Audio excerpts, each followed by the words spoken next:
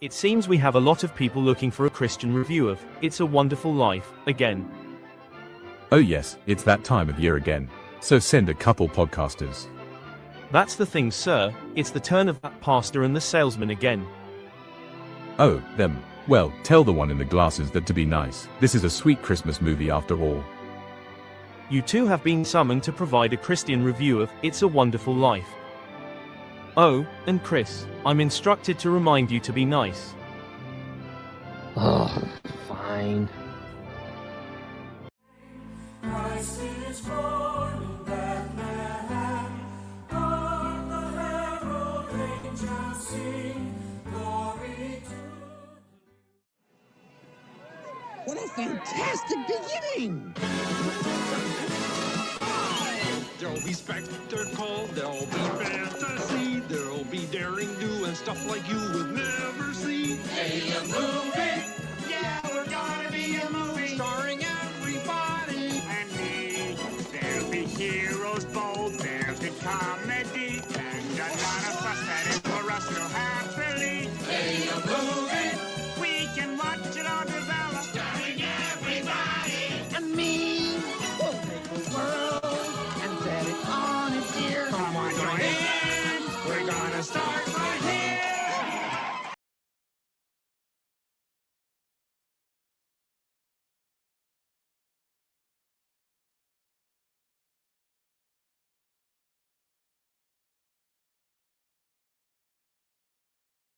Edit that in later. But it's all in fun, you pay no money, wait and see. Hey, a movie! Is there any way to stop it? Starring everybody. Everybody, everybody, yes.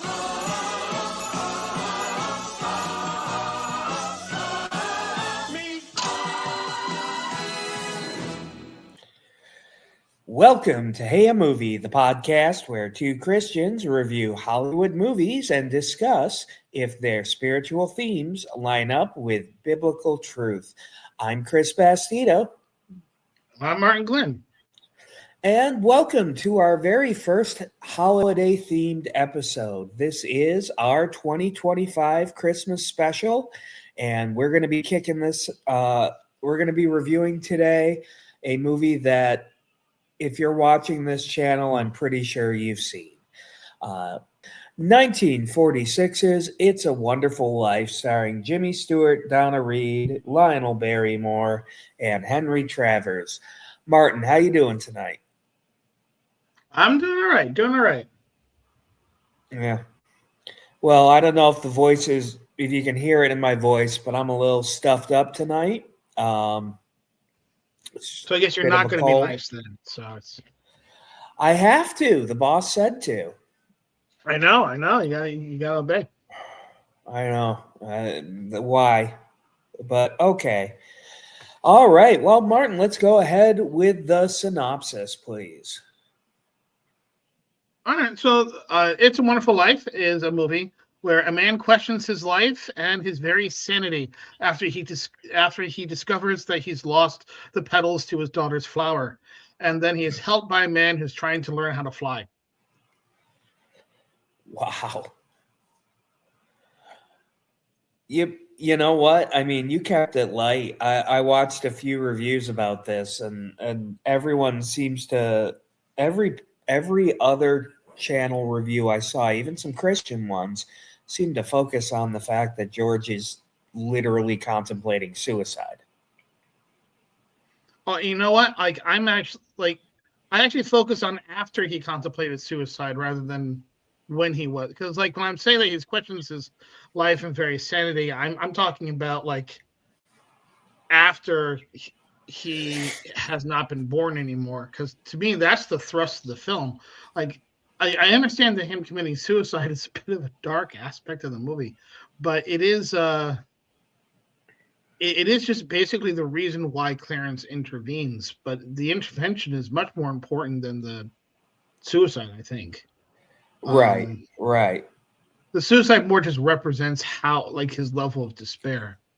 Right, which is, I mean, we see a slide over many years in George, you know, because he had all these great dreams and kind of didn't realize what he was and who he was and what he meant to that town. Which, I mean, that And I was it's just so gonna easy to say be that theme sympathetic. song. Yeah. I mean, there's just so many different times in which he had an opportunity to leave, and then he doesn't, Right, because he cares so much about the people around him that he just doesn't, and he right. is sacrificed, and he sacrifices, and he sacrifices, and he's just trapped, and so was Just because you're gonna draw Donna the Reed is just comparisons. perfect. I mean, there She is there are really good sometimes for the role. there are just sometimes when you have the right actor for the right role, and it's just perfect. I think Jean Arthur would have done a good job because she's Jean Arthur, but Right. I I can imagine how Obviously, she would play that role because I've seen her in so many things, and she would not have done as good of a job as Donna Reed, which is I not don't. a diss on Jean Arthur, as a compliment to Donna Reed. Right, exactly. She really had the right personality, the right way to play the character. Yeah, Jean Arthur is a great actress. I mean, if you look at Mr. Smith, you know, that's more of a worldly savvy. I mean, her character from Mr. Smith is some kind of an amalgamation of Mary Bailey and the other girl, Violet. okay, but you also see her Definitely character brighter.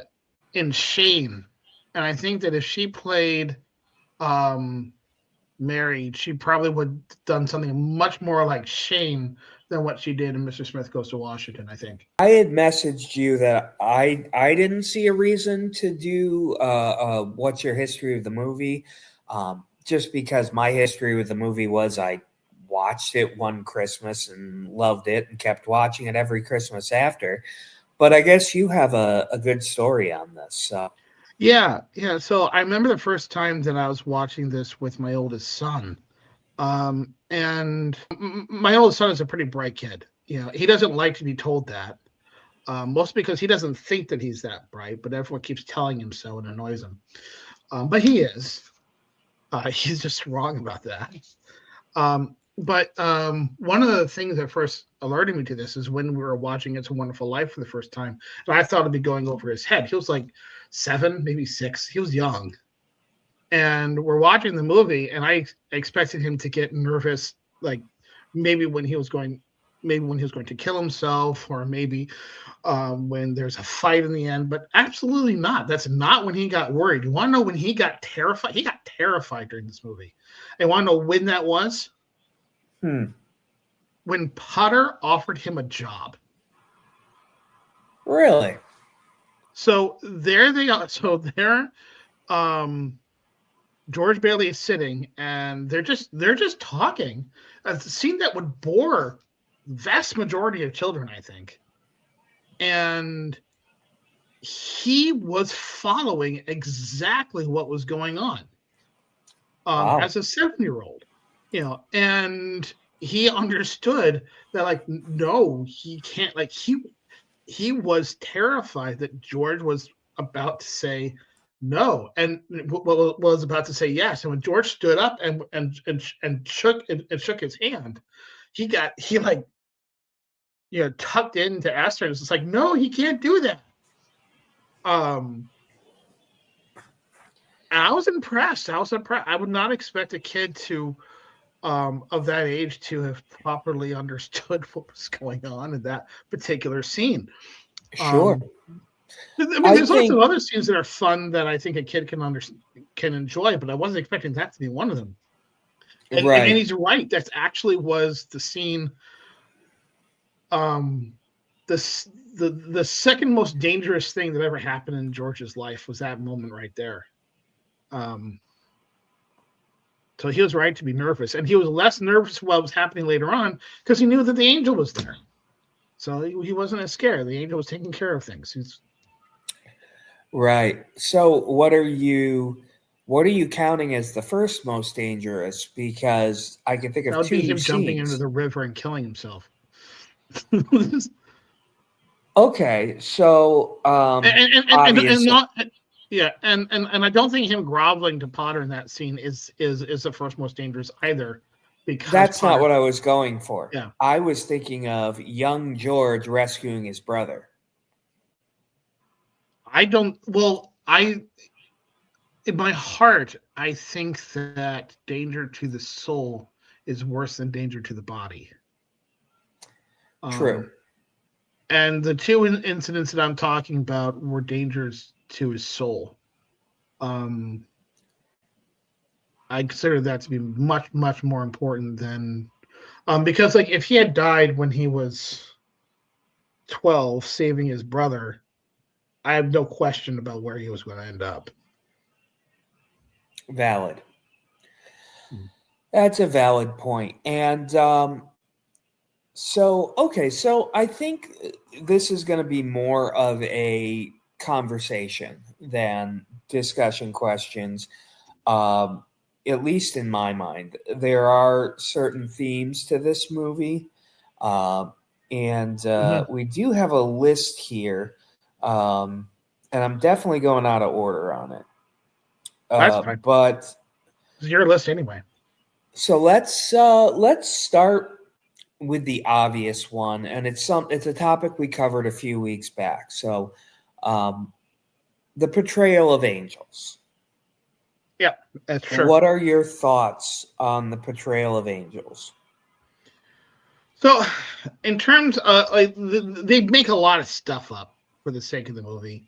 The idea that every single time a bell rings, an angel gets his wings poppycock. That's not true. And also think about how often bells ring. Right. And if we're talking about sleigh bells, so is it like every single time the bell on the horse jingles, is that a different, and they're wearing like several bells, like just it'd be ridiculous how many bells that would actually would right take up. and just like and what about like I'm just I not don't sure know if there's if, that many angels. right and not only that, but having grown up, you grew up in a more low liturgy environment of a Indeed. church. I grew up Lutheran. One of the musical groups we had was a bell choir, and so just the logistics of that. Actually, I think so there is an interesting balance of valid potentially and horribly invalid, but for storyline purposes. The big one, of course, the fact that at least one angel used to be a man. We covered this left and right angels in the outfield. That's not what angels are. No, angels have always been angels. Right. And when humans die, they go to be with the Lord, and then they're waiting for the resurrection. Well, when believing humans die, they go to be with the Lord. But yes, you don't become an angel. And that's, nobody actually thought the other kind of person became an angel anyway. So, but still, yeah. Well, we could get into a whole conversation. Because I can only think of one. There's the guy. There's the guy with the glasses who's counting the money at the end, doing this. But he's in like that was like Uncle the second Billy. to last character you see in the movie. The guy counting the money. I thought that was Uncle Billy. No, it was not Uncle Billy. That was he has this crazy hair. He's got glasses. He's the person that George talks to about the money just before he goes out to find Uncle Billy. So like when like he so he's there. There's also the woman who is the employee, so she's there. Like remember at the bank run in 1929, when they're parading around. The woman. I couldn't remember the guy. Yeah, there's also a guy there, and the guy's more prominent than the woman is. She just has some really good like lines. But okay. Yeah, there are at least two other employees that are there that I recall at the time. At the moment, I just watched them. Mind you, I just watched the movie last night, so very I very fresh in my mind. I rewatched it about a week ago. So, Mhm. by the way, I just want to throw some numbers out here because this 7, movie takes place in 46. 22, 6, Um, 7. so yeah, the movie takes place in 1946. So we're at the same. That's what year did World War II end? I can't believe I'm saying this. 1945. Okay, so yeah, so we're it's right on time. It's very timely. So I just want to note a couple of Which also means the financial movie probably was numbers. being filmed in 1945. That's Right. So $8,000 in 1946 money, which is the amount Uncle Billy displaced, is worth 100 and has the same buying power as $142,000 today. And George sent Uncle Billy to deposit it. I mean, $8,000 isn't nothing now, but for a business, you know, I wouldn't even um, send $8,000 with Uncle Billy. It's not that I don't like you, it's just that this is not your job. Somebody right. else. This exactly, and back, goodness, 20 years ago now, almost, when I was, managing for a major chain restaurant. I mean, a couple of deposits, I would have handled that much. And I worked at a very busy location, but I mean, $8 grand was a lot of money. And when we went to make Mhm. deposits, especially after, we always took a witness. And then after dark, we had an armed security guard that was there that would actually be our bank escort. So if you're going in the middle of the day, you just took an employee or whatever, had a witness there. And basically, the instructions were, somebody sticks a gun to your back, give them the money. We just want a Mhm. witness there to make sure that's what happened. Yep. Um, that was kind of the mentality. But we would actually have a armed security guard with us to make the bank So, deposit at night, and the good ones would actually get out and kind of secure the perimeter. so let's So yeah, let's so let's keep going with that. yeah. Do you know? I just want to, while I'm giving some numbers here, uh, when in the timeline, it's pre-World War II that George Potter offers George the money, right? So it's pre-41. Yeah, but it's got to be late 30s. Well, hold on. It's when It's after the Depression hits. yeah, because he does say after he does say during the depression, which would imply that the depression is over. But how old was his oldest boy? Because it happens the same day he finds out that his wife is pregnant with their first child. You're right. Okay, so I would So say let's say he was his probably oldest son is probably 10, 9, 10. 9 or 10. Yeah, so that would put things about 36, 37. Okay. And by the way, his oldest son, have you ever taken note of what his name was? Wasn't it Daniel? No, it was I think they called him there it was Pete. Well, he Was had it two Pete? sons. He had Pete and Tommy. And I don't know which one was older because they're both pictures of little kids, and little kids look young to me It in would have been general. Tommy. Tommy was the younger one. Okay, Right. so yeah, Pete. So just worth noting, he named his first child after his father. Which is not surprising at all. Not at all. Considering, like, Yeah, like he had such a high opinion of his father. Borrow money. What does that get us? A discontented, lazy rabble instead of a thrifty working class. And all because a few starry-eyed dreamers like Peter Bailey stir 'em up and fill their head with a lot of impossible ideas. Now, I say... Just a minute, just a minute. Now, hold on, Mr. Potter. Just a minute. Now, you're right when you say my father was no businessman. I know that. Why he ever started this cheap penny ante building and loan, I'll never know. But neither you nor anybody else can say anything against his character because his whole life was... Why, in the 25 years since he and Uncle Billy started this thing, he never once thought of himself. Isn't that right, Uncle Billy? He didn't save enough money to send Harry to school, let alone me. But he did help a few people get out of your slums, Mr. Potter. And what's wrong with that? Well, here, you're all businessmen here. Doesn't make them better citizens? Doesn't make them better customers? You said that they... What'd you say just a minute ago? They had to wait and save their money before they even thought of a decent home? Wait for what? Until their children grow up and leave them? Until they're so old and broken down that... Do you know how long it takes a working man to save $5,000? Just remember this, Mr. Potter, that this rabble you're talking about, they do most of the working and paying and living and dying in this community. Well, is it too much to have them work and pay and live and die in a couple of decent rooms and a bath? Anyway, my father didn't think so. People were human beings to him, but to you, a warped, frustrated old man, they're cattle. Well, in my book, he died a much richer man than you'll ever be. I'm not interested in your book. I'm talking about the building and loan. I know very well what you're talking about. You're talking about something you can't get your fingers on, and it's galling you. That's what you're talking about, I know. Well, I've said too much. You're the board here. You do what you want with this thing. There's just one thing more, though. This town needs this measly one-horse institution, if only to have some place where people can come without crawling to Potter. Come on. Rightly so, from what we see.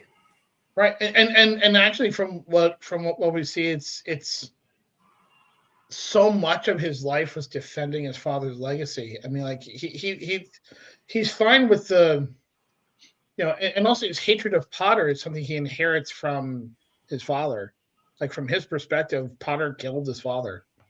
Right. All because a few starry-eyed dreamers like Peter Bailey stir 'em up and fill their head with a lot of impossible ideas. Now, I say... Just a minute. Just a minute. Now, hold on, Mr. Potter. Just a minute. Now, you're right when you say my father was no businessman. I know that. Why he ever started this cheap penny ante building and loan, I'll never know. But neither you nor anybody else can say anything against his character because his whole life was... Why, in the 25 years since he and Uncle Billy started this thing, he never once thought of himself. Isn't that right, Uncle Billy? He didn't save enough money to send Harry to school, let alone me. But he did help a few people get out of your slums, Mr. Potter. And what's wrong with that? Well, here, you're all businessmen here. Doesn't make them better citizens? Doesn't make them better customers? You said that what'd you say just a minute ago? They had to wait and save their money before they even thought of a decent home? Wait for what? Until their children grow up and leave them? Until they're so old and broken down that... Do you know how long it takes a working man to save $5,000? Just remember this, Mr. Potter, that this rabble you're talking about, they do most of the working and paying and living and dying in this community. Well, is it too much to have them work and pay and live and die in a couple of decent rooms and a bath? Anyway, my father didn't think so. People were human beings to him, but to you, a warped, frustrated old man, they're cattle. Well, in my book, he died a much richer man than you'll ever be. I'm not interested in your book. I'm talking about the building and loan. I know very well what you're talking about. You're talking about something you can't get your fingers on, and it's galling you. That's what you're talking about, I know. Well, I've said too much. You're the board here. You do what you want with this thing. There's just one thing more, though. This town needs this measly one-horse institution, if only to have some place where people can come without crawling to Potter. Come on. Even that, his opposition to Potter was learned from his father as well, because his father really set things in motion. And, I mean, and the funny thing is, like, so much of the fighting as Potter that he does, it's not. It's like he just knows that Potter's evil, so therefore he's not going to do what Potter wants, even if he doesn't see why. It's like that's what gives him the clarity to make the right decisions. He knows who the villain is. like he knows Potter's the villain, and because he knows that, he knows, like, oh, okay, I have to say no to him here. Okay, we have to oppose him here. All right, the building alone has to stand so at least people can crawl to someone other than Potter. Just exactly. Even in the bank run scene, it's just like, okay, we have to stay open, not because this building alone is important, but because Potter can't own the whole town. And he had such a moral clarity because of that. Like, I don't think he would have been able to have given that speech to the Desmondons when he during the bank run if he wasn't so sure that Potter was trying to buy up the whole town and using this as an opportunity. Like, I don't think he would have been able to have rallied them if there wasn't an enemy that he was fighting. Are you going to Potter's? Better to get half than nothing. Randall, wait. Now listen to me. I beg of you not to do this thing. If Potter gets a hold of this building and alone, there'll never be another decent house built in this town. He's already got charge of the bank, he's got the bus line, he got the department stores, and now he's after us. Why? Well, it's very simple. Because we're cutting in on his business, that's why. And because he wants to keep you living in his slums and paying the kind of rent he decides. Joe, you had one of those Potter houses, didn't you? Well, have you forgotten? Have you forgotten what he charged you for that broken-down shack? Here, Ed, you remember last year when things weren't going so well and you couldn't make your payments? Well, you didn't lose your house, did you? You think Potter would have let you keep it? Can't you understand what's happening here? Don't you see what's happening? Potter isn't selling, Potter's buying. And why? Because we're panicky and he's not. That's why. He's picking up some bargain. Now, we can get through this thing all right. We've got to stick together, though. We've got to have faith in each other. But my husband hasn't worked in over a year, and I need money. How am I going to live until the bank opens? I got doctor bills to pay. I need cash. I can't keep my kids on faith. I've got to have... How much do you need? Hey! I got $2,000. Here's $2,000. This will tide us over to the bank reopens. All right, Tom, how much do you need? $242. No, Tom, just enough to tide you over until the bank reopens. I'll take $242. There you are. That'll close my account. Your account's still here. That's a loan. Okay. All right, Ed. Well, I got $300 here, George. All right, now, Ed, what'll it take until the bank opens? What do you need? Well, I suppose $20? $20. Now you're talking. Thanks, Ed. That's fine. All right, now, Miss Thompson, how much do you want? But it's your own money, Now, George. never mind about that. How much do you want now? I can get along with 20, all right. $20, fine. And I'll sign the papers. You don't have to sign anything. I know you. You pay when you can. That's okay. All right, Miss Davis. Could I have $17.50? Sure, hard. Of course you can have it. You got 50. His sense of duty, but it was more than duty. It was a sense of duty to community. Mm-hmm. And you look all the way back to the sledding scene, like who's there with him? I don't know if anyone is named besides Harry and Sam Wainwright, but in my Marty's mind, that's mentioned too. Ernie. Who? Marty Hatch. He's also mentioned. He's also there. Okay, so that's Mary's older brother, right? Mm-hmm. Okay, see, in my head, Bert and Ernie are there too. There's 5 or 6 boys. Bert and Ernie are not mentioned, but Marty's mentioned, Sam is mentioned, and of course Harry is mentioned. Right. So, and we'll get into Harry later, because that's more towards the conversation there. So, there is a sense of the value of serving with your abilities that I want to talk about. And because George's sense is that he has this sense of vision. He has a sense of he has great ability. He's a very intelligent guy. He's a very organized guy. And everyone talks about how competent he is. And yes, he can go out into the world and he can build these great things and do these great things. And he has this vision of the world. He's very optimistic. He's a dreamer. And he uses the skills that he has to serve people instead of seeking his dreams. But in a way, he still is using some of that dream. He's still using that skill set. The way he described his goals after college were that he was, it sounded like he wanted to be an architect. Well, absolutely. That's exactly what he wanted to do. He wanted to be an architect. And so and he was that still probably, building houses. and he was still building houses. And that particular skill probably helped him be even more successful, perhaps, than his father was, because he had that aptitude. He had that. I mean, I can identify with that a little bit, because I'm in sales. My father he's still in sales for another, what's the date today? What's his count on it now? 2 weeks? Yeah, Dad's in sales for 2 weeks. Wednesday, my father turned 65, and his official retirement date is New Year's Eve. However, he's got vacation time that he's going to use up. So he's got like 2 weeks left of his entire career. Yeah, my dad is officially retiring early next year, too. Yeah. Well, Dad made the decision that he was going to retire as closely as possible to his 65th birthday, which, again, his birthday was this past Wednesday.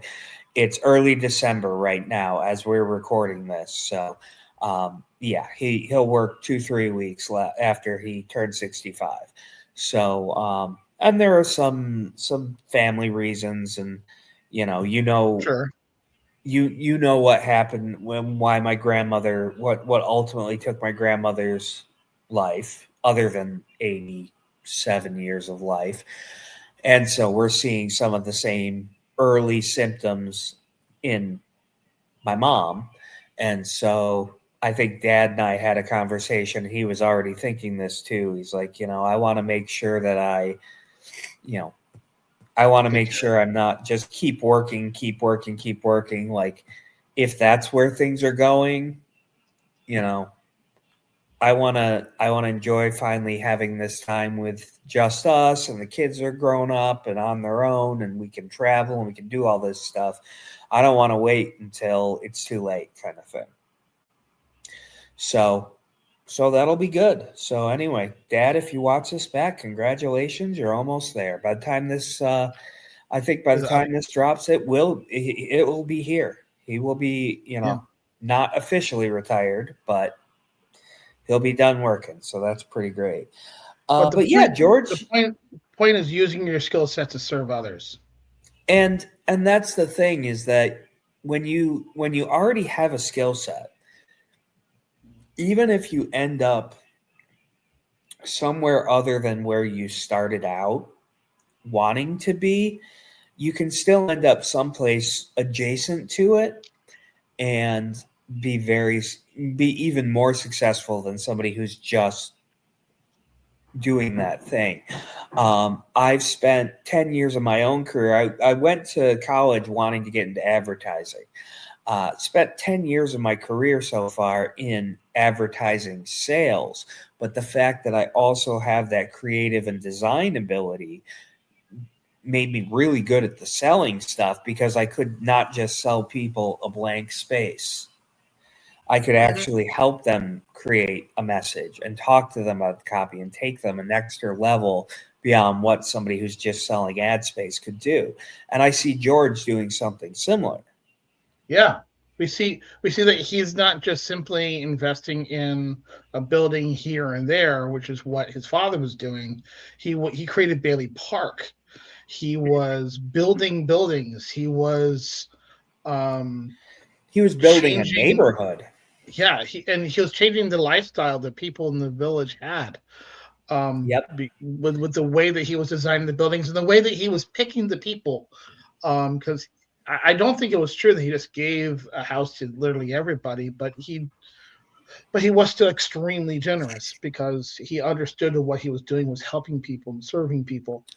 And the fact that he actually did know these people for years and knew their character and saw them as human beings, which is something which Potter didn't. In my current role, I'm not in advertising now, but there is a running kind of a half serious. Well, it's not. It's entirely true. But we refer to the desk next to me in my team section as the newbie seat, and there's a reason why it's the newbie seat, because the newbie is being put next to the guy who's got 15 years of experience. And even though I haven't worked for this company for not quite a year, anytime someone has, I'll get new people all the time. You know, when I was brand new, especially now, I'm unfortunately a bit of a veteran because it's the kind of company where you either wash out in 3 or 4 months, or if you want to be there, you stay for years and years and years. And people would say, "How are you coming in? And what's your secret? You know, you're coming in and you're already, you know, doing so well." I said, "Okay, I'm going to tell you my secret. Ready? When you go home tonight, I want you to go out in your garage, build a time machine. Once that's done, travel back in time 15 years. Spend 15 years working jobs that are very similar to this job. Once you've done that, come back to now and start doing this job. That's the secret." And the point of me saying that is there is no magic secret sauce. The mistakes you're making now, the mistakes you're making now, I made before. I learned from them, and I'm just bringing experience to the table. That's all it is. And so it's enabling me to do well at this job. But yeah, I mean, that's George is taking what his father did, and he's taking it to the next level because he has that. First of all, he has a firm foundation to build on, and learned from watching his father. And then when it was his turn, he was able to kind of go another level. And he also saw people as people. And that's why I talk about the the chair next to me being the newbie chair. Is people will say, "Well, how do you get people to listen to you?" And I'll take a product and say, "Okay, imagine the person on the other line." I always ask them, like, "Are you close to your parents?"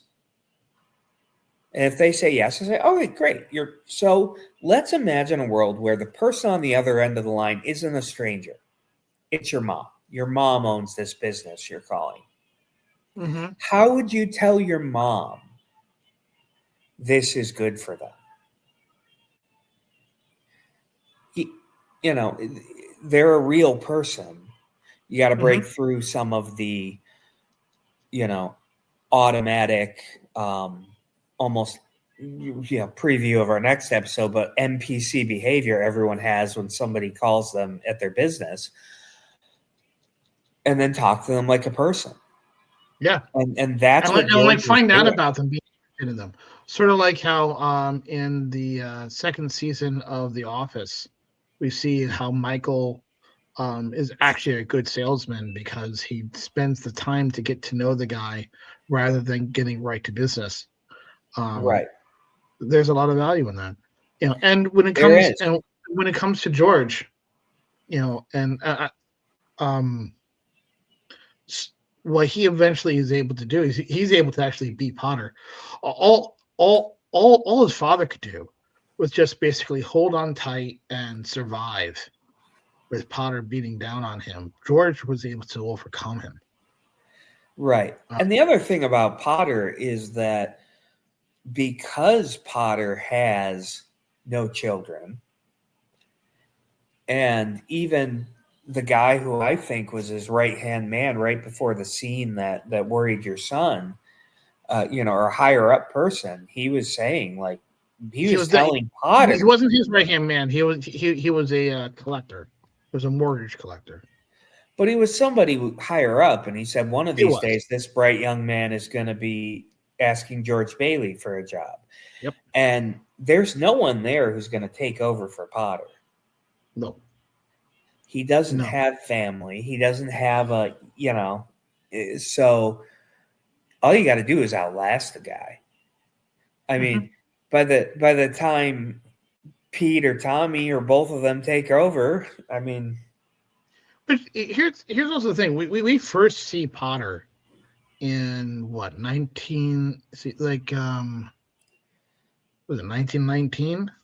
1919, because Gower's Yeah. son died of the Yeah, yeah. 1919 Spanish flu epidemic. So that's 1919, and then we see him all the way up until 1946. Right. That's a long time, Right. and he's still around. He looked pretty old in 1919. He did not look like a young man. So just like he was not going to last long. So he really just had to outlast the guy. A bit of a personal hobby horse that comes up in this film in choosing a spouse and how George ends up with Mary, that I think is very noteworthy. What are your thoughts on that subject? As someone who, as we've discussed in our second episode, which was episode 0, whose wife was initially far more interested than he was. I mean, but I mean, I still remember it as I knew before Martin did, that she was interested, but that's just me. Well, George and Mary were interested in each other at the dance, and but yeah, Mary was always interested. How would that have proceeded if Peter Bailey hadn't had a stroke? And I think even at that point, George did go for a walk, and despite his protests and his guard being up on some level,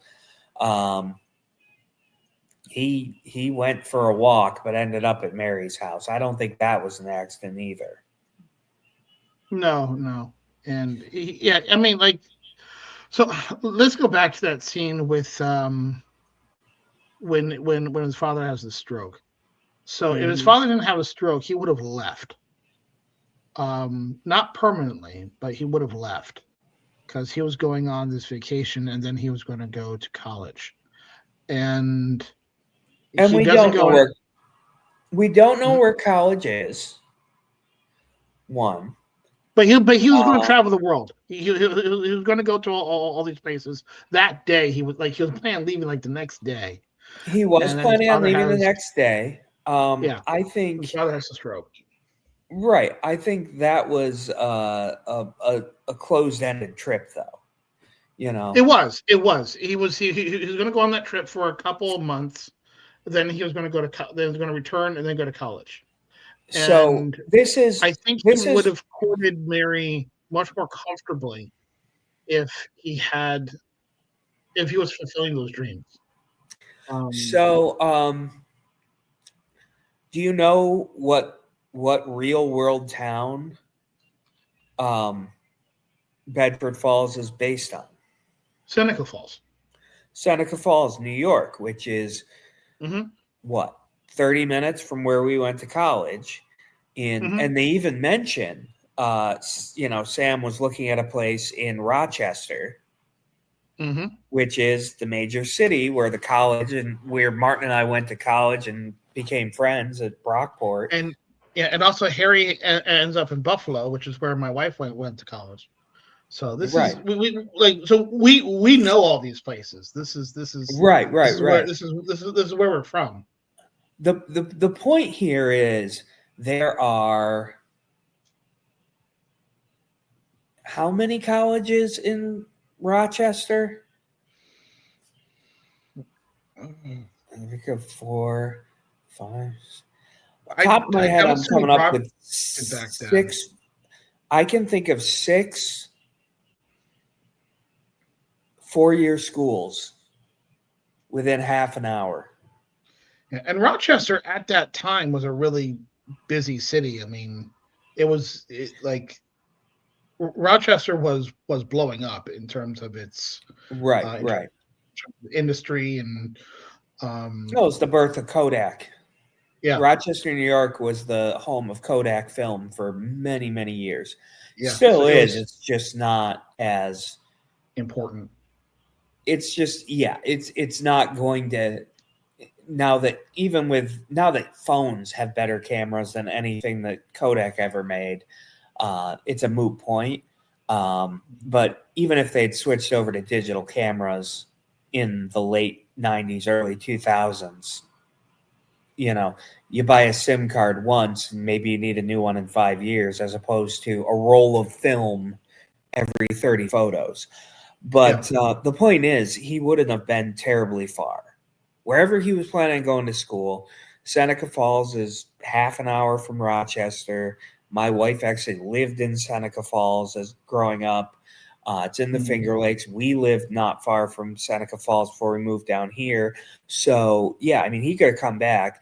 I also get the impression Mary went to college. They explicitly said she went to college. Okay. And that's wherever she went to college was close enough that there was some contact with Sam. Now, we had a conversation about this at length, about Sam's comment and, of, are you trying to steal my girl and this and that.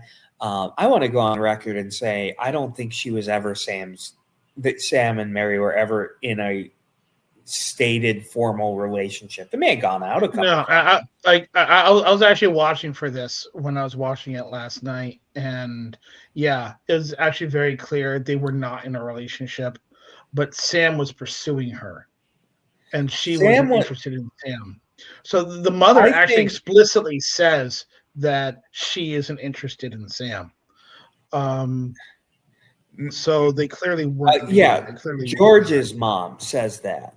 So I actually kind of created on the fly a headcanon of what was going on in that situation there. I don't think Sam was still actively pursuing her.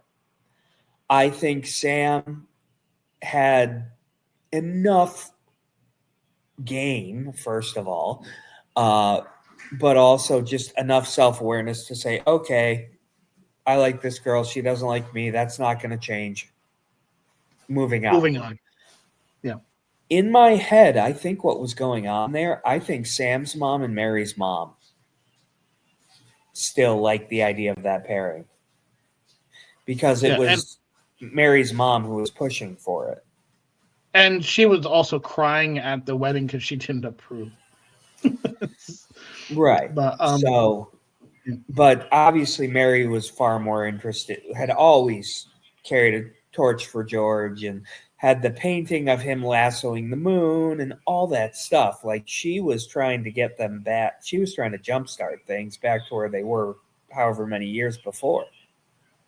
I think what's most beautiful about the film in terms of the romantic relationship is that the emphasis is not so much on the dating, but the emphasis is on the marriage and how they work together as a married couple. They clearly have a similar sense of humor.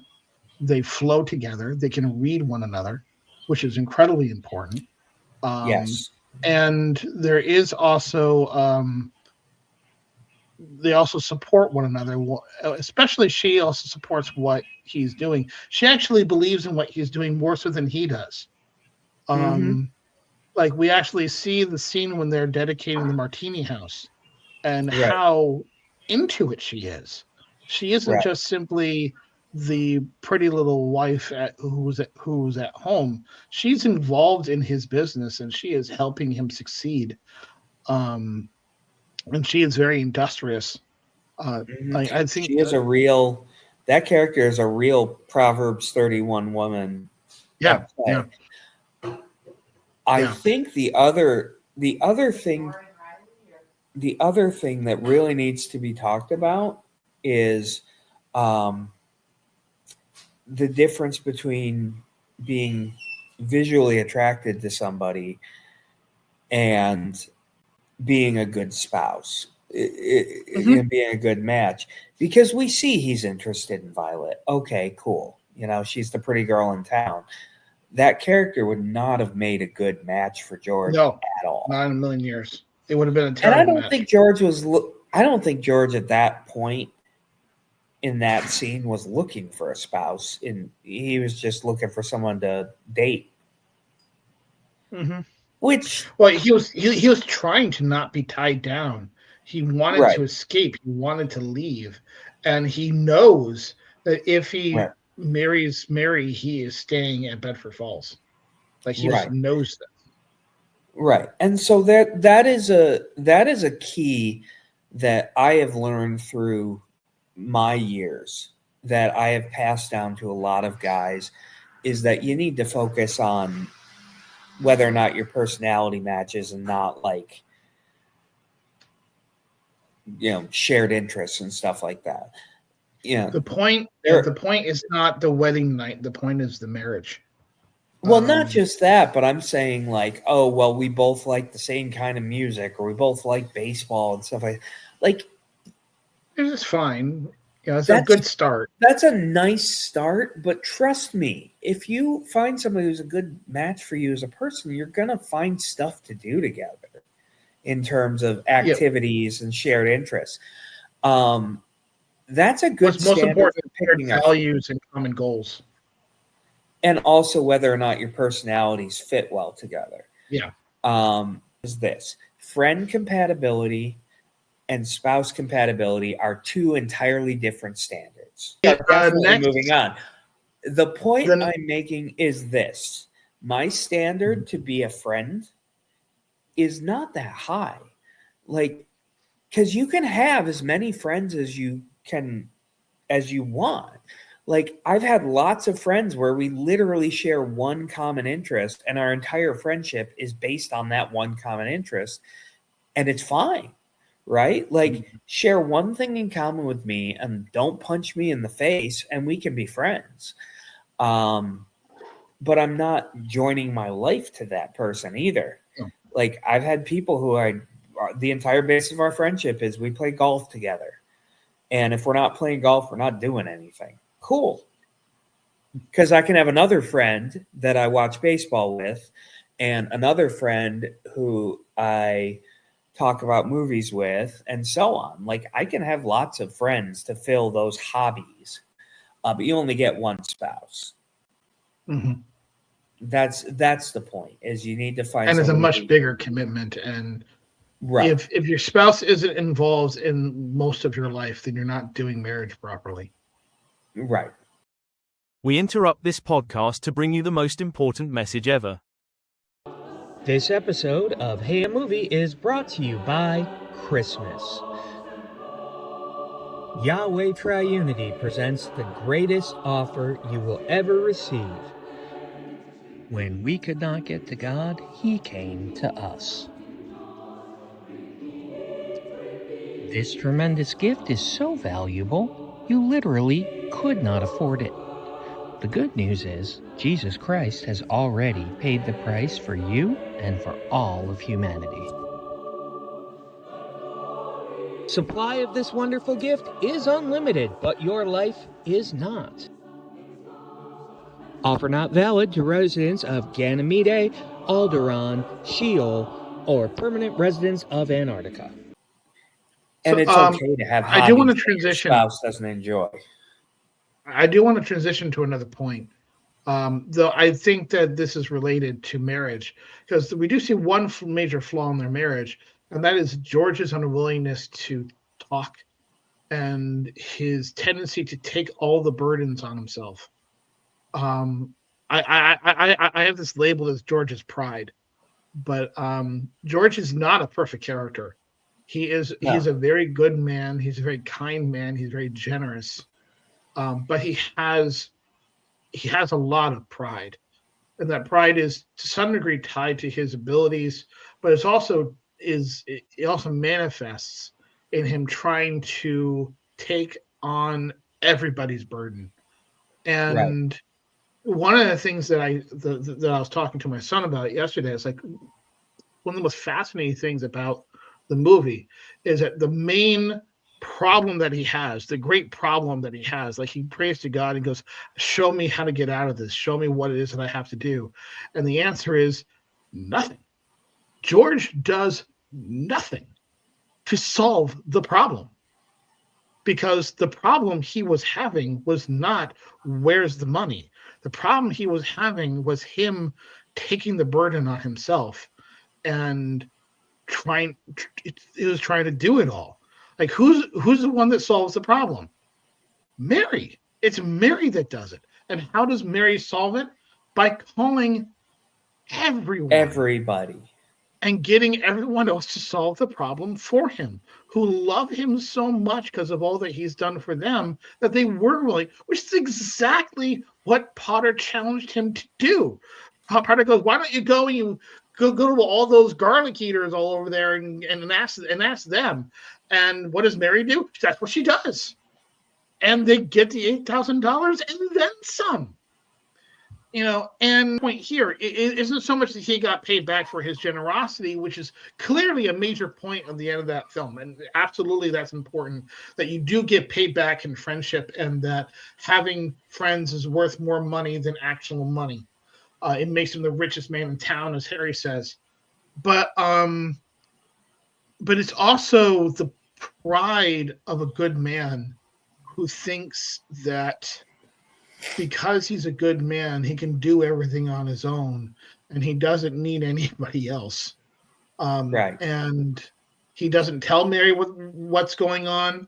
And trying to solve the problem on his own, which is, trust me, I've gotten myself into a lot of trouble over the years doing that. Trying to be the burden, bear the burden, and you look at trusting his spouse to help him. Right. And you look at his history and you understand why he thinks that. He's taken the burden on for so many people, and the burden keeps falling on him again and again and again and again and again and again and again. And he keeps trying to run away from the burden, and it keeps being thrust back upon him like Michael Corleone, except in a positive way. But every single time I think I'm out, they pull me back in, but it's exciting what's going on with George, except that is not good people and not the mafia. A line from The Godfather. Well, that's not from The Godfather. But there's validity to that. But there is validity to that. Yeah. But he's also where he should be to have the problem solved. He has the community around him. And the fact that he's been participating and sewing into the community is what makes that happen. And the fact that, whatever isn't in that bucket, Sam would cover in a heartbeat. And I do want to take a quick aside here, and I just want to mention That's from something. The Godfather Part 3. That is from The Godfather. Godfather Part 3 is... I know, but it is from The Godfather. It was Michael Corleone. Godfather 3 doesn't exist in my mind. Point is that I quoted it properly. That's my point. Moving on. Okay. Yeah. Godfather 3 is like the Jar Jar Binks of... Yes, we all know this. It's like Star Trek 5. I get it. But still, I quoted it properly. It was Michael Corleone. Move on. Star Trek 5, you can at least have fun mocking. Right. And he needed to rely on those other people. He had built those relationships.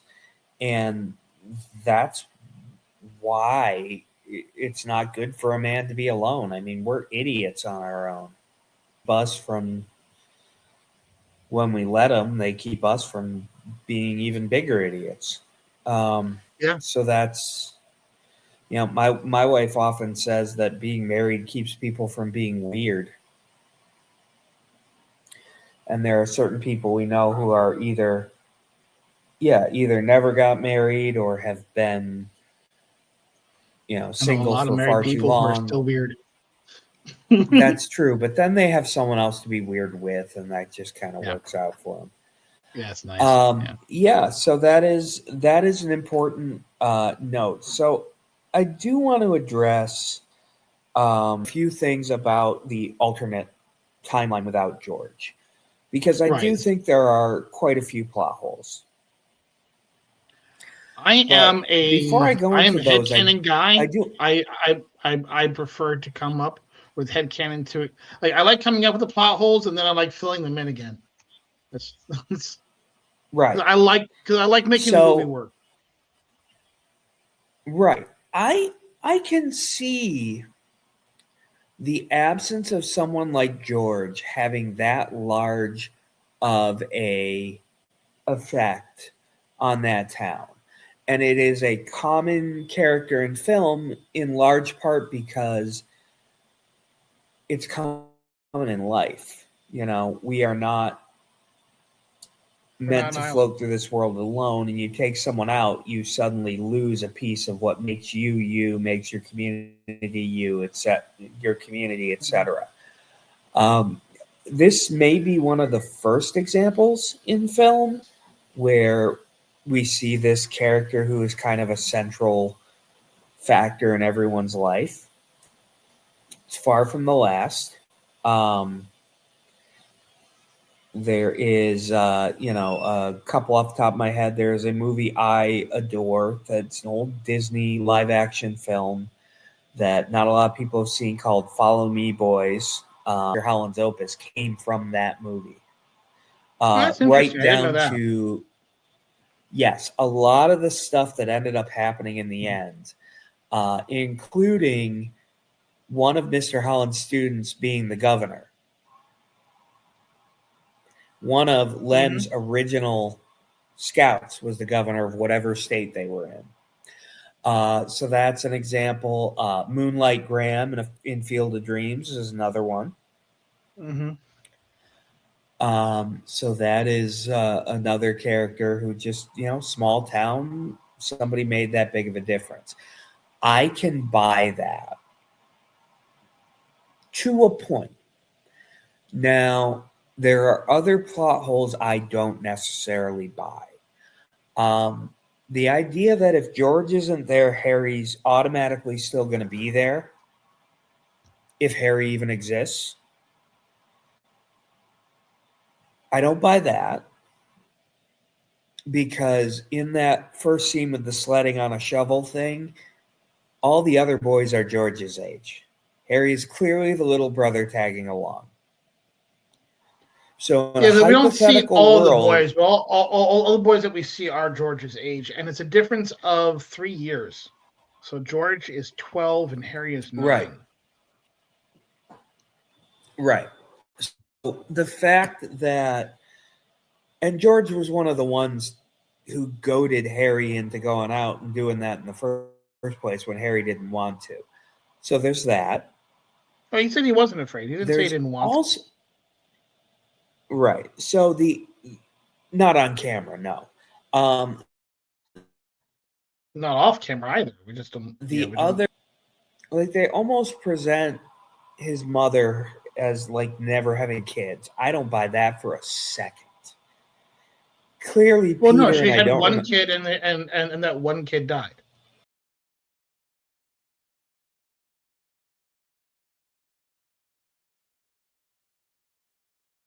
And that one kid died.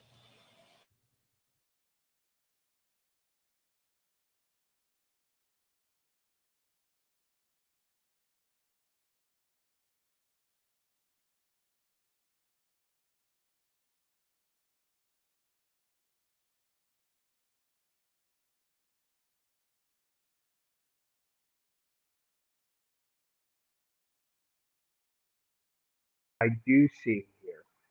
Number one, the idea that despite what? Number one, you're at number one. I'm counting. Oh, okay. Number one, I have a hard time believing that Peter and whatever Mrs. Bailey's name is don't have children until Harry. I don't buy that. There's just too many kind of permutations of that. That if either a different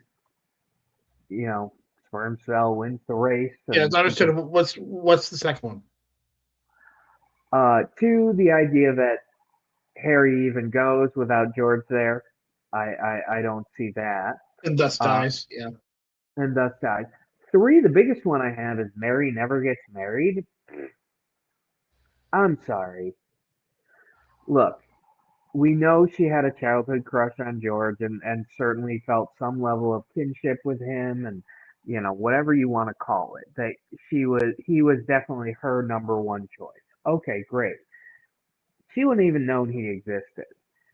And there's no way someone like Mary ends up dying alone when clearly her purpose in life or her goal in life is to find someone and get married and have a family.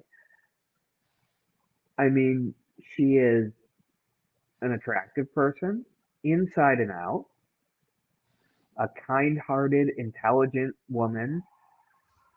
She's going to meet someone. I know Sam Wainwright was trying to get the job and clearly she wasn't hiring him. But the idea that Mhm. she dies an old maid is baloney. Um, I also have a problem with the idea that Harry Bailey not being there, every man on that transport dies. Like the war wouldn't have changed. Like they wouldn't have put someone else on the. Like there's a lot of like tactics on that level are gonna center around who you have. So, couple points. Let's start with the last one first, because I think that's your weakest one. So, Harry Bailey is being given the Congressional Medal of Honor because he goes above and beyond what is expected of him. And you cannot, and if you don't have a Harry Bailey there, you cannot expect someone else who's also extraordinary to show up.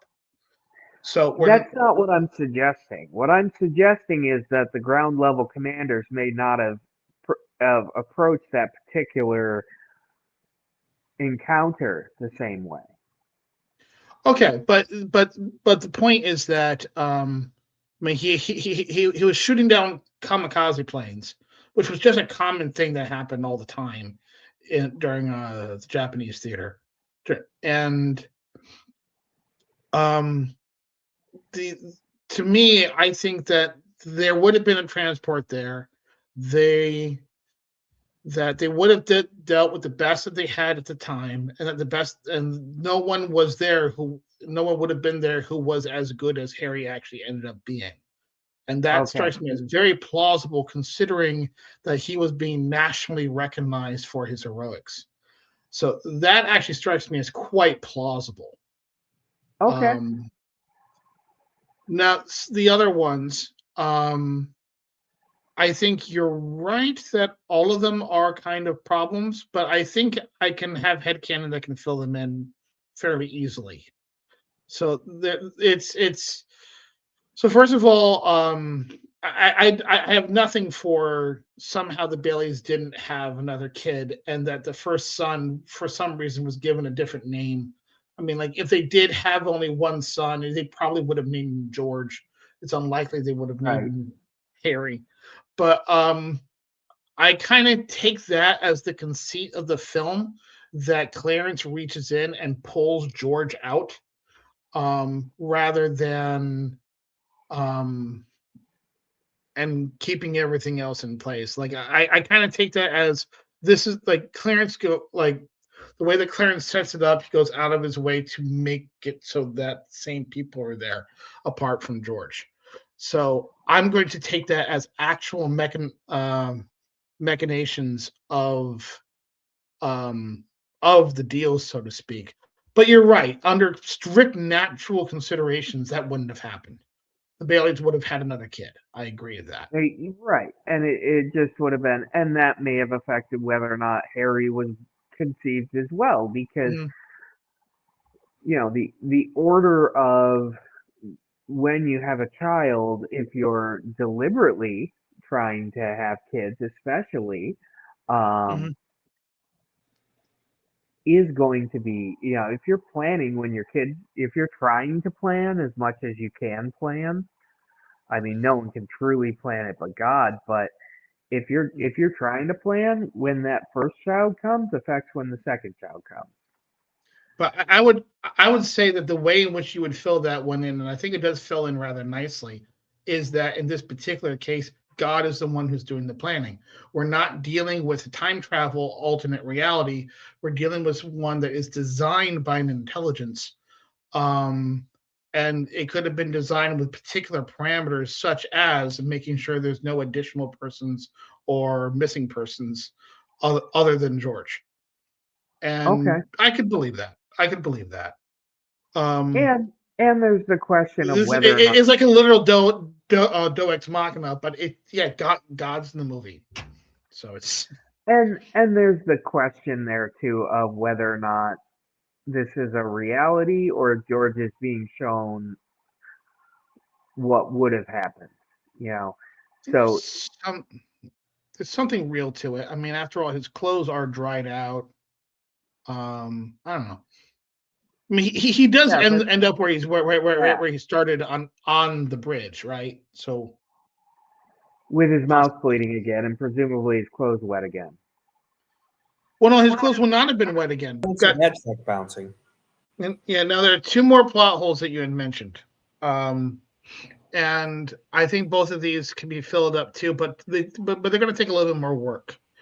One is that Mary ends up an old maid, and I think fundamentally you're right about her character. I don't think she's the kind of person who would not have a crush on somebody else, not pursue someone else. She was very aggressive in her pursuit of George. And the idea that George not being there meant that there was no one who she was attracted to in the entire world, that strikes me as unlikely. Even if there was no one else in Bedford Falls she was attracted to. However, and this is pure headcanon, there's no evidence. Well, it's not that there's no evidence, but there's very little evidence of this in the movie. That it's possible that she was, in fact, dating someone and she got horribly hurt. That there was someone truly nasty and someone truly wicked that she ended up being with, that she got away from, and then she turned out to be an old maid. And the only thing in the movie that even suggests this a little bit is the fact that Clarence was not allowed to tell George where she was. And that George is possible. It's possible. It's possible, but it's only possible. I can't even say plausible in that one. For the first two headcanons I give you, those strike me as plausible. This one merely strikes me as possible. But the only way I can imagine that character not ending up with somebody else. Yeah. The only way I can imagine that character not ending up with somebody else is if she got hurt in that world, which then actually ends up making him freaking her out kind of actually a little worse. True. But considering that it's an alternate reality that then gets wiped away, I can live with it. Now, the fact that the statement that his children don't exist, that's obvious. That's biology. Yeah, there's no way around it. There's no way around the fact that, there's no such thing as if mommy married someone else, you'd have a different dad. No, you wouldn't exist and some other kid would exist. There is a fundamental reality of every human being. It's one of the reasons I believe in God, is that there's about a 3-day window in the history of the universe where any given person can actually exist, where the father's ingredient and the mother's ingredient are both available at the same time to join together and make that one person. There is a unique combination. But like I said, God is involved with this one, and I think I think it's a good appeal to Deus Machina here. I don't think God is a Deus Machina. I think God is God. Yeah, and I also think that if I remember correctly, and this is, I don't remember where I heard this, but that originally Mary wasn't going to be an old maid, and they found out that it was like, in trying to work the scene out with her being married to somebody else, it just was too dark. Right. Like it just couldn't work that way. And it complicated the story by introducing another character briefly. And it actually caused problems. Right. I mean, I don't remember where I heard that from, though, so it might just simply be a misunderstanding. But I can work that out in my head anyway, though. I mean, option A, it's total stranger. We don't know who this guy is. Or B, it's someone we already know. Yeah. Neither option quite work. All the other appropriately aged male characters in the show or in the movie are married. It would have to have been Sam. It would if there was an already established character, it would have been Sam. But Sam wouldn't have been in Bedford Falls, so Mary Right. wouldn't have been in Bedford Falls, so she wouldn't have been accessible. And right, Bert's married, Ernie's married, they have kids. Yeah, we don't have those options. Harry's married again, all these options. Plus, in this timeline, Harry's not there. Yeah, he So, died. He died at the age of 9. Yeah. Which this also Um, brings me to the last plot hole, and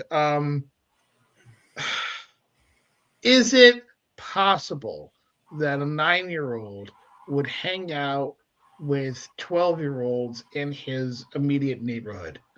The answer to that is, from my own experience, yes, it's possible, but you're right that it is less plausible. It's less especially in likely. 1919, where Actually, I think it's probably more likely in 1919. We are much more Eh. split up into our own age groups now than we were back then. Back then, there was a much more blending of age groups.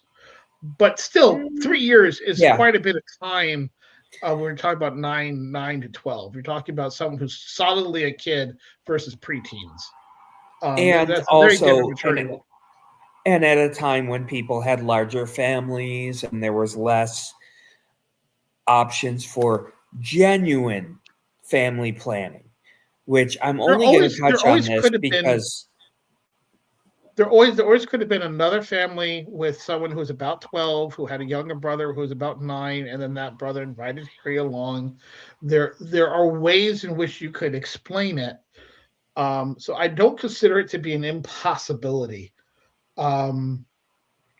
So I don't know. It's like you're right. It's one of those things where I'm not even entirely sure how to calculate the probabilities of that Right, because particular- it was a different time, and it was a world where you really did get your friends based on who was close by more than is the case today. This is, I mean, George is still driving a Model T in 46. So, this is, you're at that point very much limited to what you can do on foot. Potter was riding around in a horse-drawn carriage. Yeah, and there are 2 kids on my block who hang out with my boys and my boys' friends who are significantly younger than they are. So, I mean, it can happen. Even if it's less likely, it doesn't strike me as an impossibility that it wouldn't have happened.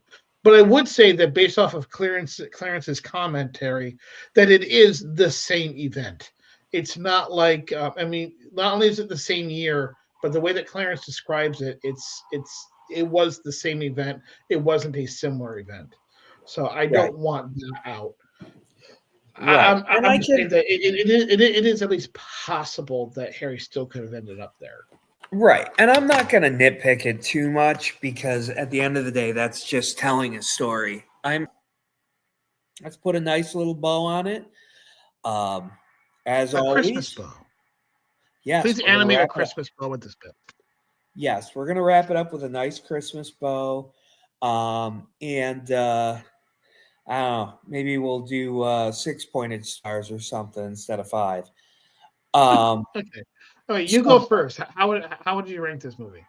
Okay, so first of all, as a movie, I don't even need to think too hard about it. I mean, let me ponder it. 5. This movie is 5 stars. It is a classic. It is an annual tradition for me. I give a lot of allowances for the corniness of it because it is a movie from the 40s. And I don't think it's that corny. I think, well, there's more contrivances, but I'm willing to accept that a little bit. But at the end of the day, there's a purity that I really truly love about this movie. There's also nuance, there are some characters that are almost too perfect, too good automatically. A lot of people don't appreciate that about like the Christopher Reeve Superman is a very different character than any iteration of Batman other than Adam West, for example. But even then, I love that sometimes. Just sometimes, this movie to me is like sitting down and having a delicious home cooked meal with your family. And it's just one of your favorite dishes, and you're surrounded by the people you love, and you're home, and it's like that, you know? It's like going home to my parents still live in the house I spent most of my childhood in. It's like going home and having someone serve you that favorite meal, and it's comforting, and it's a sweet movie, and yeah, I mean, I've watched it so many times, and I guarantee you I'll be here a year from now watching it again. So 5 stars. I would say this is one of the few perfect movies that exist. I'll definitely rank it 5 stars. The only things I'll disagree with you about it, I don't really think there's anything cheesy about it, except for the one guy who's shocked about every little thing Clarence says when they're drying their clothes out. That guy's corny. But apart from him, I think the movie is very deep. I think it has very three-dimensional characters. The only real two-dimensional character I can think of is probably Billy, and even then, I'm not sure if he's really two-dimensional. Potter. Potter's pretty two-dimensional. Yeah, he's Potter is But a villain on par with Terry Silver in Karate Kid 3. He's like a cartoon villain. He's just Steel. And even then, that character got fleshed out some. But he's also he has to be a clear devil for the story to work properly. He has to be that. And even then, even though that he is a devil, he's a much more believable one than a lot of the two-dimensional villains that we get in, like, let's say, Karate Kid or something. And that's not a diss on Karate Kid, but I would say that he still is much more three-dimensional than that. So now we come to biblical accuracy, and I'm interested to see what you're thinking here. Now, I'm going to give it a pretty high rating for biblical accuracy, to the point where I questioned and thought about whether or not I could honestly give it 5. And I'm not going to do that. And the reason I'm not going to do that is because of there's one thing I'm going to ding it for, and I have to do it. You got to do it's it. It's getting dinged for angels being dead humans. That's inaccurate. Now, there was not a constant stream of the church. There's not a constant stream, but it was also 1947, and the opening scene of the movie is everyone in town praying for him. Mm-hmm. So, and also he prays on V-Day. He prays on and VE Day, VJ Day. There's George praying at the beginning, but right before he jumps in. And the martinis, yeah. But George praying again after. One comment I heard in another video is when Martini is praying, he's praying to Mary and Joseph and not God.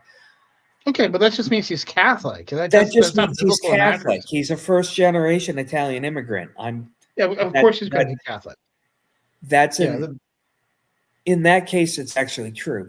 But that just means that happened. That doesn't mean it's just because a character is biblically inaccurate. It doesn't mean that the movie's biblically inaccurate. Right.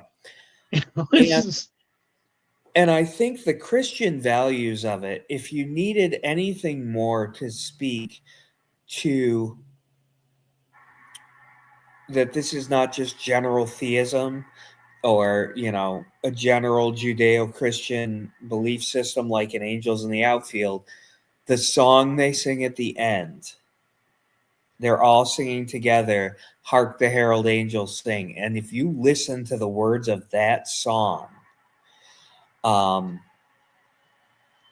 that first verse, and listen to the words, and our little Christmas card video that's going to replace the "If You Can Read This" joke today, it's so ridiculously, brilliantly, And beautifully.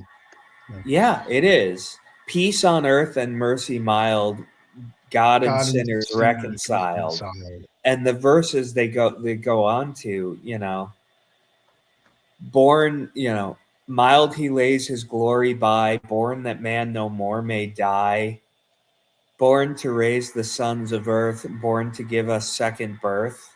I mean, you cannot get more Christian than that. Yeah. And I do have something I'm going to say at the end to wrap this up, but Martin, I want to get your rating first. Okay. Well, basically for all the same reasons, I would give it a 4.5. Yep, Like, and that's a I don't know if lot I of actually said my rating, but yeah, I give it 4.5 you didn't, as you well didn't, for biblical accuracy. Okay. you didn't. But like, I have to ding it for being wrong about humans becoming angels. Like you can't do that and then get a 5. But their portrayal of angels as stars is biblically accurate. Their the fundamental morality of the film is very, very Christian. This is what the Christian worldview looks like.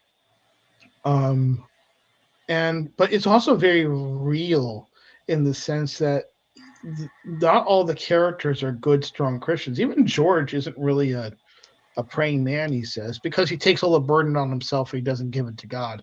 Which, sure, that's bad, but that's his character.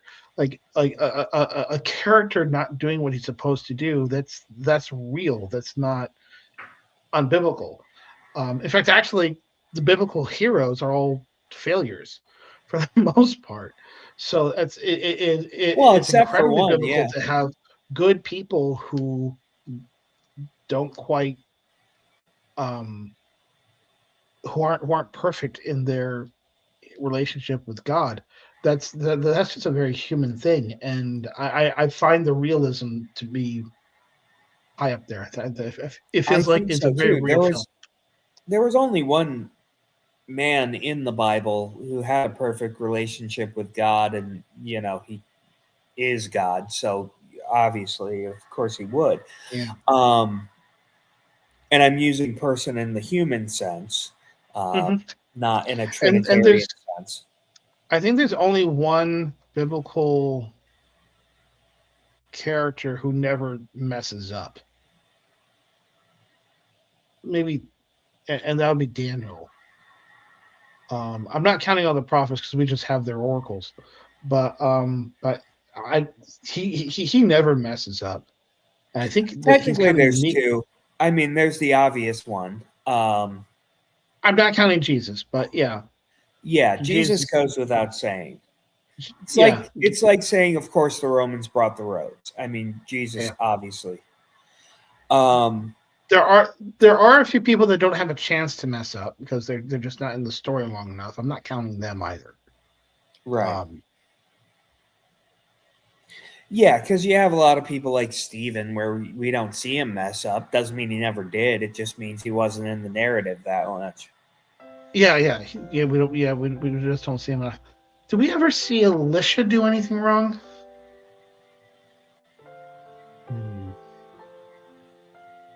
I don't think so. I mean, he does ask for the kids to get killed.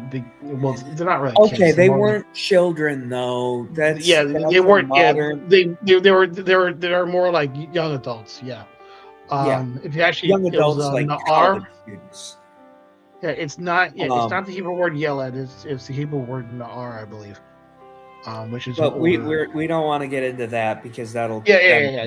But the point 4.5. 4.5. 4.5 from me too.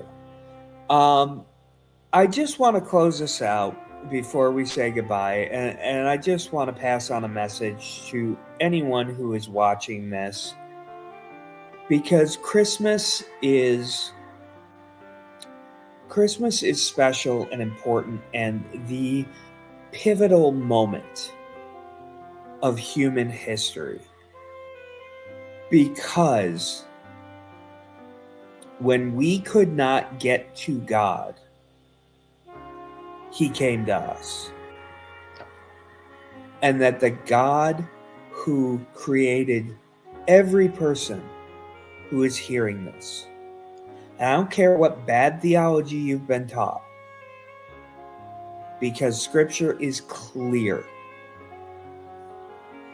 If you are a human being, Jesus came on a rescue mission for you.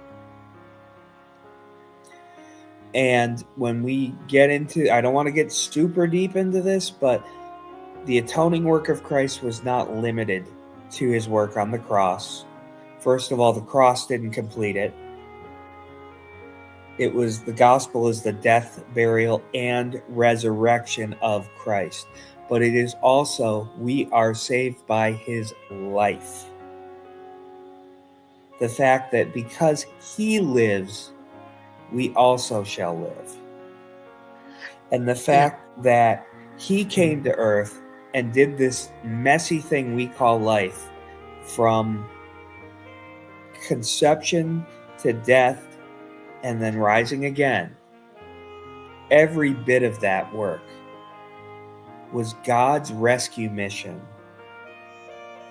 to bring us home. Christmas is more than just Jesus' birthday. It is the inauguration of the incarnation. It is the beginning of God taking on flesh and living among humanity for the purpose of dying for that humanity. And it's not just the dying, though. We focus so much on the dying. Mm-hmm. It's not just that he died. It's that he conquered death for us. First fruits of the resurrection. Exactly. You know, the wages of sin is death, in that I take that, at this point in my life, I take that very literally. It's, you know, even I'm a firm believer in a concept akin to an age of accountability. I don't think it's a set age for everybody. I think it's more of a stage of accountability. I think if, you know, not to bring up a tough topic, but we've talked about before that Martin's son, his second child, only lived 11 days, if I'm remembering the number correctly. 10. You know, he didn't have time to understand his actions or need for God. And I believe, you know, I am certain, can I say his name here? Justin, yeah. Yeah. You know, I believe Justin is waiting with the Lord right now, and I not as much as his parents, but I look forward to knowing him in the kingdom. But even setting all that aside, that at that young age he wouldn't have been held responsible for anything, he still needed someone to conquer death for him. And the Lord Jesus did that. When Christ came to earth, it wasn't just to be a sacrifice. He came down here to get you. Because the Father wants you to come home. The greatest gift that was ever given was our Father sending his only Son to come get us and to invite us to come home. And I just want to close out tonight. And I want to tell you and beg you that if you have never accepted that gift, it's sitting under your proverbial tree, my friends. And our Father wants you. He loves you. He made you to love you and to walk in a loving parent-child relationship with you. And I just want to say to you with all my heart this Christmas, say yes. come on home. Your father is waiting for you to come home. There is love. There is a sense of identity. There is a sense of belonging and family. Like the gift that God gives us is not just simply, hey, we're not going to hell, but it's an invitation into God's family. And I have, everywhere that I go, when I meet a Christian, it's like we're instant brothers. But it's not like we are. We are. We're instant brothers. Yeah. And there is a community that's there. And there's a sense of identity and grounding that you have in Christ that you just can't get anywhere else. Exactly. And I agree. Yeah. I mean, we make all kinds of jokes about the identical twin thing. Obviously, we're not. I'm gonna break the joke here. Obviously, we're not identical twins. We don't have a dad whose voice sounded a lot like Rush Limbaugh and looks like our two faces mashed up. Duh. But I can think back in my life to meeting certain people and realizing that instant connection of this person is my brother and the person sharing the screen with me is one of them. And so while we're obviously not identical twins or we're not blood relatives, Martin is definitely my brother. And that bond began before we realized we had a bunch of stuff in common that forged a good friendship. That bond started with the fact of being sons of the same Heavenly Father.